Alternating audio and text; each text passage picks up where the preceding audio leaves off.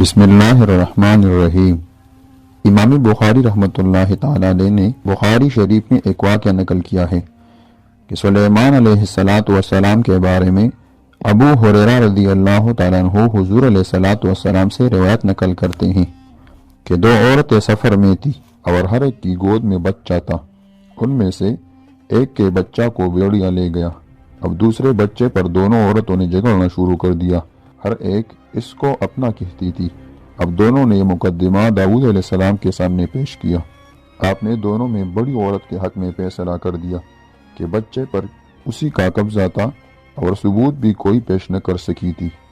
آپ نے اس سے حال دریافت کیا تو اس نے پورا قصہ کہہ سنایا۔ سلیمان علیہ السلام نے سن کر حکم دیا کہ چاقو لاؤ، میں اس بچے کو 2 ٹکڑے کر کے دونوں میں تقسیم کرتا ہوں۔ چوٹی نے آمادگی دے کر کہا، کیا واقعی آپ اسے کاٹ ڈالیں گے؟ سلیمان علیہ السلام نے فرمایا کہ ہاں۔ اس نے کہا کہ آپ نہ کاٹیے، میں اپنا حصہ اسی کو دے دیتی ہوں۔ یہ سن کر سلیمان علیہ السلام نے فیصلہ کر دیا کہ یہ بچہ چوٹی کا ہے اور اس کو دے دیا۔